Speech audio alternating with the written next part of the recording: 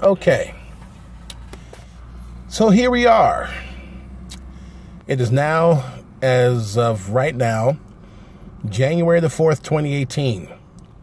Happy New Year, everybody. We made it through 2017 and all the crap that was in it. And I know a lot of us were waiting for The Last Jedi to kind of take us away from all of this silliness.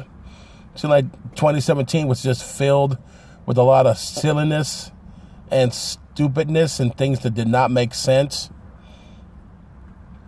But then you go through The Last Jedi, and a lot of people have the same observation. It's silly, it's stupid. It just totally does away with what we've come to know concerning Star Wars. Yeah, and those of us that have been hanging on with Star Wars for the last 40 years, since 1977, didn't recognize this version of Star Wars. And the first time,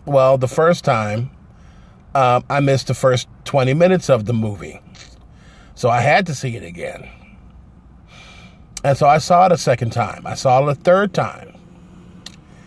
And every time I had to really look at it for what it was versus what I already had it in my head, as far as Luke Skywalker, as far as Leia, as far as Rey, and even Kylo Ren / Ben Solo.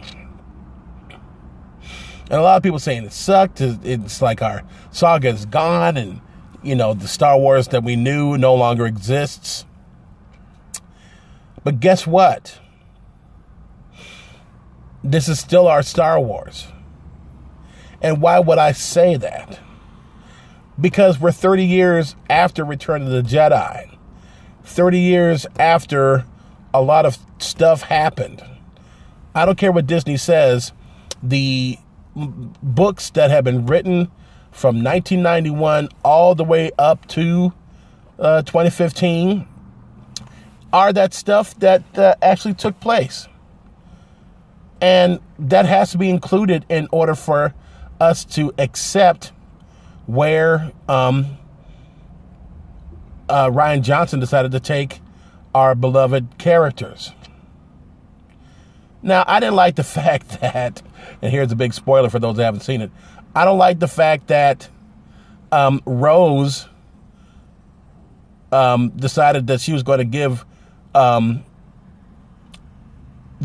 Finn a kiss right when the battering ram laser destroyed the front door of the abandoned rebel base that they were using as a place to send out a distress call. That's kind of bad timing. And no, I didn't like the fact of the casino and that we saw things that, to me, kind of reminded me of a James Bond film.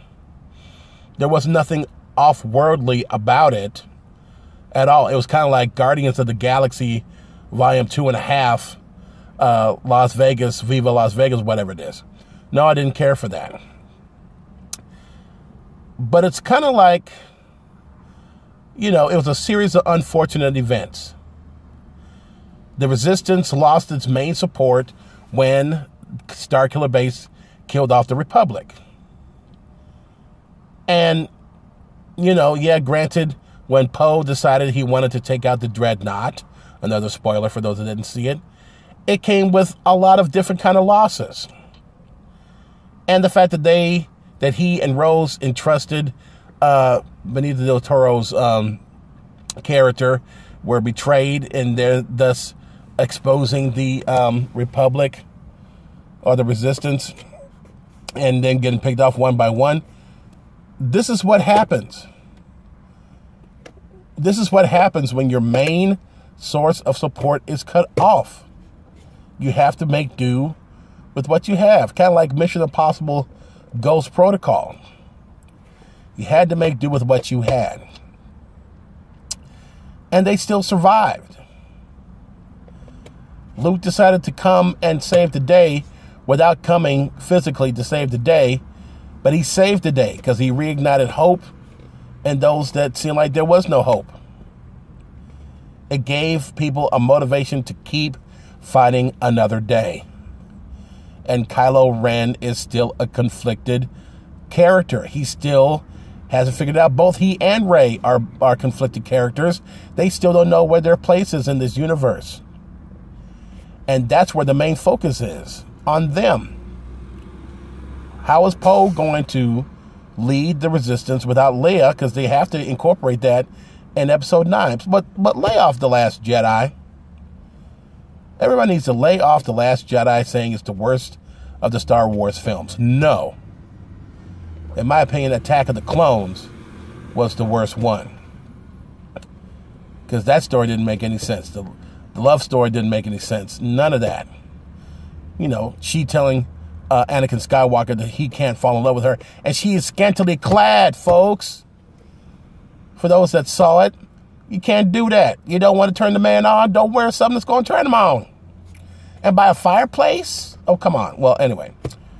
So, I'm just saying all this to say, accept The Last Jedi for what it is, for what it was. And, you know, let's look forward to Episode 9. Let's see how J.J. Abrams wraps this whole thing up. Because there are a lot of holes that need to be filled. A lot of uncertainties that need to be reassured. There are a lot of question marks that need answering. But was it a terrible movie? No. Did you have to see it a second time in order to really enjoy it? Yes. Especially if you missed the first 15 minutes, so you had to. But I think everyone's giving The Last Jedi a bad rap. Yes, it's not the Luke Skywalker from 1983, but then it didn't have to. The man's in his 60s. He himself was conflicted. He didn't get all the training that he needed to get.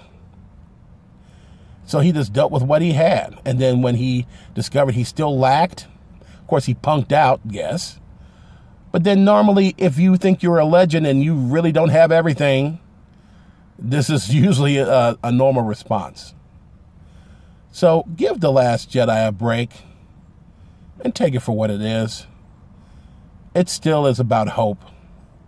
We'll still need to wonder how it's going to work. Are we going to see those kids again that were on Canto Bight or whatever it's called? We'll see. But Last Jedi, not the worst movie. It was uncomfortable. It was not heroic so much. There was a lot of failure, a lot of broken things, a lot of loss. But then something comes along that tells you stay in the fight. And I think that's what it was all about. So give it a chance. Look at it again.